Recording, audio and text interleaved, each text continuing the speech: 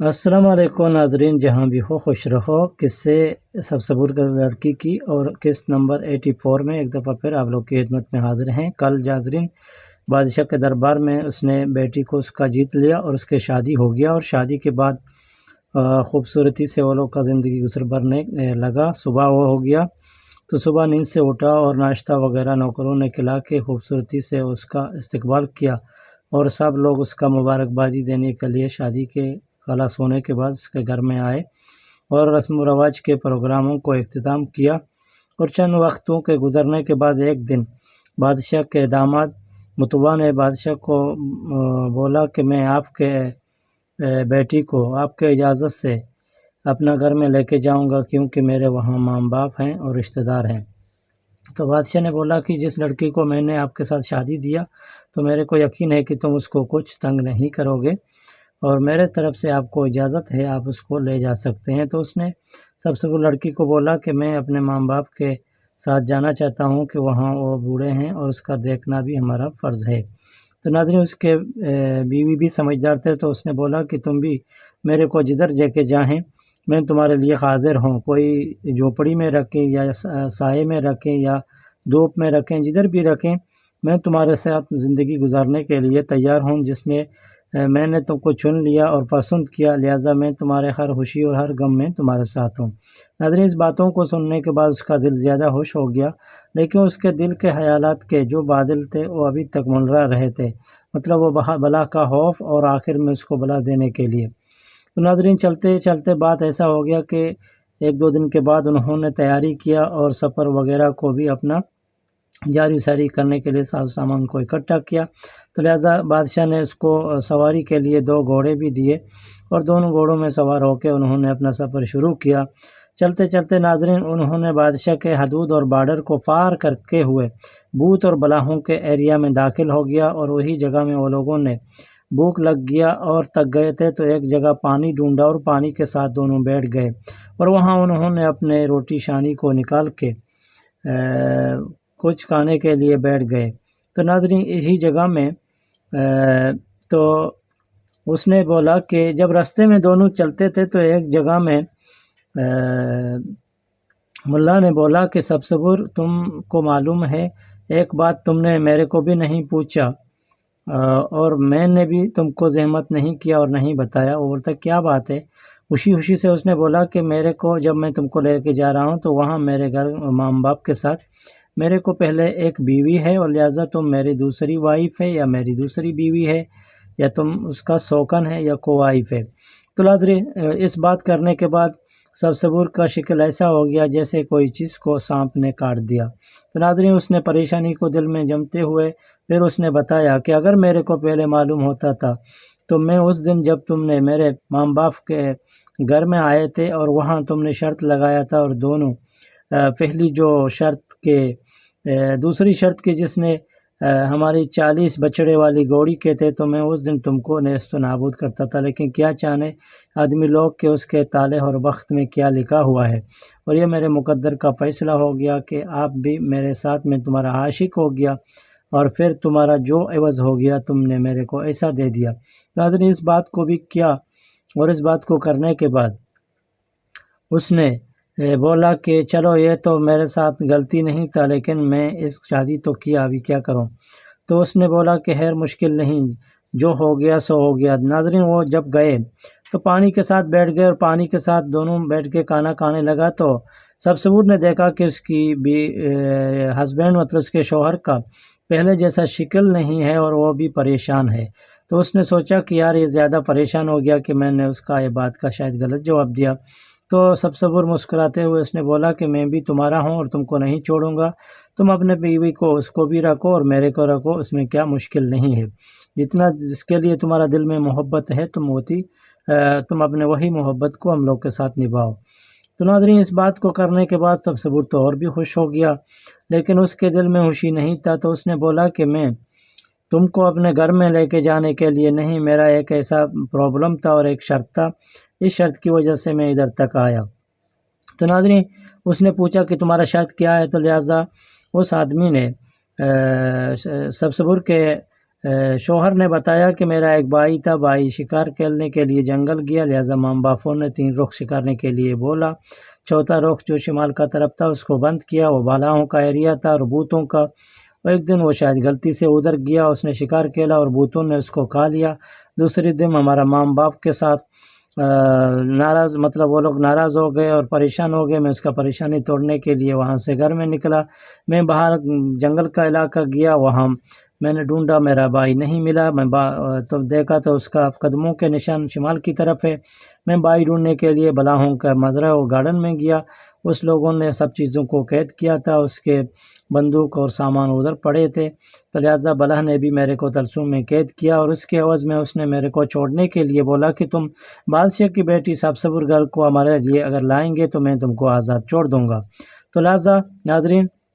اس نے پھر قصہ بتانے کے بعد پھر اس کو جب بولا تو اس کے دل میں اور بھی دکھ بھرا، تو اس نے بولا کہ اگر میرے کو معلوم تھا کہ تم اتنا دغا باز اور مکار آدمی ہے تو پھر دوسری شرط کے بعد جو خدیدوں اور لوہوں کو تم پگھلانے یا اس کو پاؤڈر بنانے کا کام کر رہے تھے تو میں اس کو پیس کے تم کو وہی ٹائم اس کو بھی پاؤڈر بنانے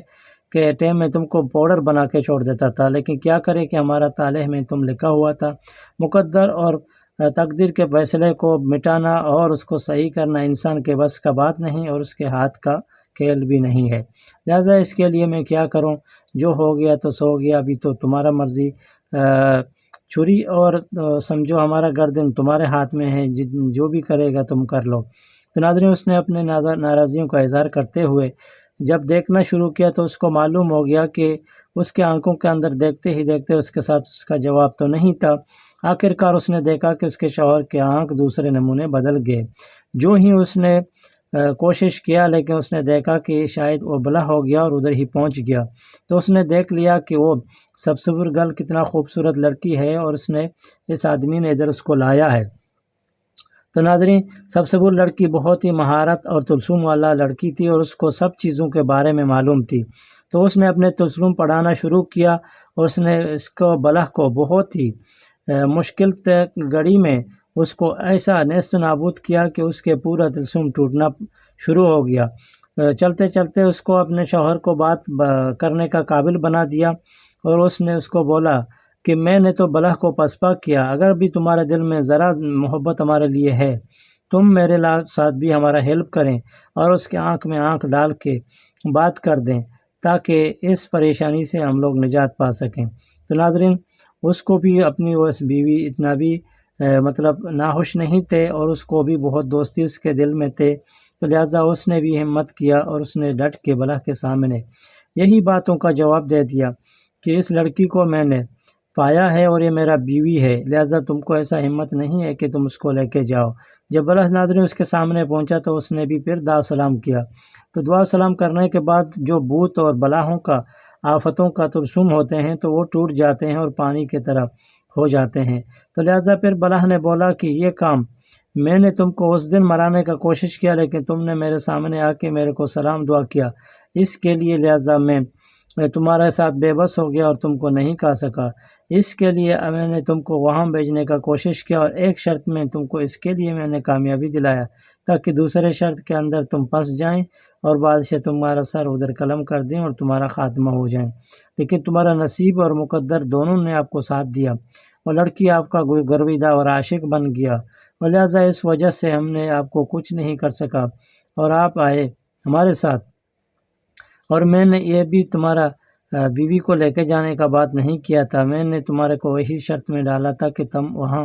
شاید ناکامی کا منہ دیکھنا پڑے گا اور تم وہاں سے ناکامی میں چلے جاؤ گے، لیکن تمہارا تقدیر نے تم کو ساتھ دیا اور تم وہاں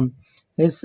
بادشاہ کے لڑکی سبزپور کو بھی لے کے جانے کے لیے کامیاب ہو گئے، لہٰذا میں تم کو کچھ نہیں کر سکتا ہوں۔ ناظرین اس گپ شپ کے ساتھ بلح اور اس کا دونوں کا آپس میں زیادہ اور زبردست کچھ اسپیچنگ اور بات ہو گیا اور دونوں نے ایک دوسرے کا منہ توڑ کے جواب دینا شروع کیا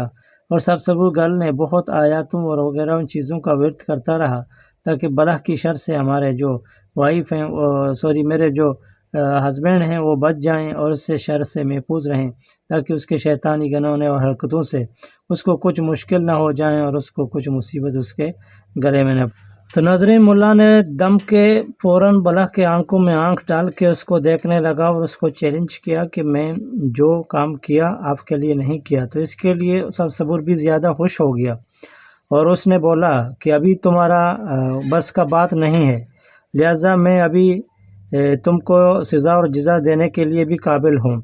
اگر میرا ہسبینڈ آج تم کو اپنے بھائی کا قتل معاف نہیں کرے گا تو میں ابھی تم کو ادھر کڑا سزا دوں گا. تو ناظرین وہ حیران ہو گیا اور بلح رونے لگا اور اس نے بولا کہ یہ جو پیچھے ہمارا مخلوق آیا ہوا ہے، مطلب چوہے اور چونٹی وغیرہ، یہ سب کو میں اگر حکم دوں گا یہ تمہارے جسم کو چور چون کر کے رکھ دیں گے. تو ناظرین بلح نے التجا کیا کہ لہٰذا میرے کو معاف کر دیں، میں ادھر کا زمین چھوڑ کے اپنے بلاہوں کے ساتھ، مطلب اپنے بوت کے فیملی کے ساتھ وہاں کوہ قاف میں جاؤں گا. تو ناظرین اس شکاری کا بھائی نے سوچا کہ ابھی تو میرا بھائی شاید واپس نہیں آئے گا، اس کے لیے کیا میں اس کو سزا دینے کے لیے رکھوں. تو اس نے دل میں سوچا کہ شاید اس کا نصیب ہی ایسا تھا، اور دوسرا بات یہ تھا کہ اگر اس کا نصیب ایسا نہیں تھا تو وہ ماں باپ کا بھی فرمان برداری کرتا تھا اور اس مصیبت میں نہیں پھنستا تھا اور ہم کو بھی پھنسانے کا کوشش کے قریب میں نہیں لے کے گیا تھا. تو لہٰذا اس نے اپنے منہ سے بولا کہ میں نے اپنے بھائی کا خون اس کو بخش دیا ہے، لہٰذا اس کو معاف کر دو. تو ناظرین صبور نے اس کو حکم دیا کہ ابھی فوراً ادھر سے چلے جاؤ، میں تم کو اور تمہارے فیملی کے کوئی بت کو ادھر نہیں دیکھنا چاہتا ہوں. اگر کوئی نام و نشان ادھر رہا تو میں تم لوگ کا حشر بہت ہی خراب کر دوں گا. ناظرین اس بڑے دھمکیوں اور تھریٹ کی وجہ سے بلح زیادہ خوفزدہ ہو گیا اور اس نے اپنے خوشی سے اپنے ساتھ 2 رومال نکال کے اس کو دے دیا کہ اس دونوں رومال کے ٹکڑوں کو لے کے جائیں اپنے گھر میں، جو بھی اگر اندھے ہوئے گا تو اس کے آنکھ میں مسل دیں اور لگا دیں تو اس کا آنکھ کا بینائی دوبارہ ہی آ جائے گا. تو ناظرین اس نے دونوں رومالوں کے ٹکڑوں کو اپنے جیب میں رکھا اور اپنے سفر میں روانہ ہو گیا. وہ اپنے گھر کی طرف خوشی سے روانہ ہو گیا اور بہت خوشی محسوس کرتے رہے. تو ناظرین ادھر اس کے ماں باپ بہت بوڑھے ہو چکے تھے اور دونوں کا بینائی بھی چلا گیا تھا. تو لہٰذا اس متوا کی بیوی نے، مطلب وہ لوگوں کا بہو نے وہ لوگوں کا بہت خدمت کیا تھا. ایک دن جب وہ قریب نزدیک آنے لگے تو اس کی بابا نے اس کو ماں کو بلایا اور بولا کہ آج میرے کو اپنے بچے کا خوشبو آ رہا ہے، شاید آپ لوگ دیکھیں وہ باہر آ رہا ہے. تو اس کے ماں بھی نہیں باہر جا سکتے تھے کہ اس کا بھی بینائی خلاص تھا، لیکن اس نے اپنے بہو کو بلایا اور بتایا کہ بیٹی تم جائیں باہر چیک کریں، شاید ہمارا بچہ آ گیا. تو ناظرین بہو بھی گیا باہر، چیک کیا تو اس نے دیکھا کہ کوئی انسان کا ادھر نام و نشان نہیں ہے. تو اس نے بولا کہ نہیں ہے. جو ہی 3-4 بار اس کا بابا ایسا کرتا رہا، شام تک دونوں ہی ادھر پہنچ گئے اور صبور کے ساتھ جب وہ نزدیک آئے تو خوشبو وہ لوگ کو لگا، وہ لوگ بہت ہی دل میں خوش ہو گئے. تو ناظرین اس نے فوراً رومال کا ٹکڑا نکالا اور اس کے ماں باپ کے آنکھوں میں لگائے اور دونوں کا آنکھ کا بینائی واپس آ گیا اور دونوں نے اپنے بچے کو اس نئے مطلب بہو کے ساتھ دیکھا تو بہت ہی خوش ہو گیا اور اس نے پورے اپنے قصے کو بیان کیا کہ میں ایسا مصیبت میں پھنس گیا اور اس بیٹی کو صبور کو میں شادی کر کے لایا ہوں. تو ناظرین اس کی دوسری بیوی بھی زیادہ خوش ہو گیا اور اس نے اپنا قصہ بھی بیان کیا اور اس نے اپنے ماں باپوں کو بولا کہ آپ کا بیٹا چلا گیا، وہ نافرمانی کیا اور اس کو نافرمانی کی سزا مل گیا. جو ہی انسان ہو اور جو ہی انسان کا بچہ ہو، اگر وہ اپنے ماں باپ کا نافرمان ہوئے گا تو اس کا حشر یہی شکاری جیسا ہو جائے گا کہ اس کو بولا 3 سائڈ میں شکار کرنے کے لیے جائیں لیکن 4 سائڈ میں نہیں جائیں، لیکن اس نے ضد کیا اور وہی سائڈ میں گیا اور اس کا حشر بلاہوں نے کیا کر دیا. امید ہے کہ آپ لوگوں نے قصے میں سنا. ناظرین ادھر تو میروں نے قصے کو خلاص کیا اور کہہ کے لگا کہ سب لوگوں کے ساتھ بیٹھ کے گپ شپ لگانے لگا، لیکن بادشاہ کو ایک عادت تھی کہ جب 1 ہفتہ پورا ہو جاتا تھا تو وہ اپنے محلے کے کوئی بھی نوکر اور غریب لوگوں کے ساتھ مل کے کھانا کھاتے تھے. لیکن اس دفعہ کسانوں کا باری تھا اور اس نے کسانوں کو بلایا اور کسانوں کے ساتھ بیٹھ کے کھانا کھایا اور پھر کسانوں نے بادشاہ سے پوچھا کہ بادشاہ سلامت، اگر آپ کی داماد ہم لوگ کو ایک کہانی سنائیں گے تو کیا خوبصورت لگے گا. تو ناظرین بادشاہ نے میروں کو بولا کہ آج رات تم میرے اس مہمانوں کو، مطلب اس کسانوں کو ایک خوبصورت کہانی سنائیں. تو ناظرین میروں نے سر ہلایا اور ادھر بادشاہ نے کھانا کھا کے گھر میں واپس آ گیا. دیکھتے ہیں کہ آج رات کو پھر میرو کسانوں کو کیا کہانی سنائے گا۔ اس کہانی کو بے صبری سے انتظار کرنے کے لیے میرو کی بیٹی نے چھلانگ لگایا اور اپنے بڑے بابا کے ساتھ آیا اور اس کو بولا کہ بابا جان آج رات کی کہانی کو میں بھی آپ لوگوں کے ساتھ بیٹھ کے سنوں گا۔ تو ناظرین اس کے لیے میرو کی بیٹی بھی خوش ہو گئی اور بادشاہ بھی زیادہ خوش ہو گیا کہ اس کی نواسی نے اس کے ساتھ آ کے اس کو خوبصورت بات کیا، اور وہ بھی قصہ سنانے کا شوق رکھتی ہے، تو لہٰذا اس کے لیے بادشاہ کا خوشی بھی اور بھی زیادہ ہو گیا۔ دیکھتے ہیں کہ اگلے پارٹ میں میرو کسانوں کو کیا خوبصورت کہانی سنائیں گے۔ امید ہے کہ آپ لوگ بھی اس کا انتظار کرتے رہیں گے۔ آج بس اتنا۔ ڈیلی ہم سفر کو دیں اجازت، بنے رہیں اور دیکھتے رہیں ڈیلی ہم سفر کو۔ قصے کا رائٹر ہے علی جمعہ زامرانی اور ریسرچ کرنے والا ہے بی بی گلنساء جمعہ زامرانی۔ ہم لوگ کو دیں اجازت، اپنا خیال رکھیں، ٹیک کیئر، گڈ بائے۔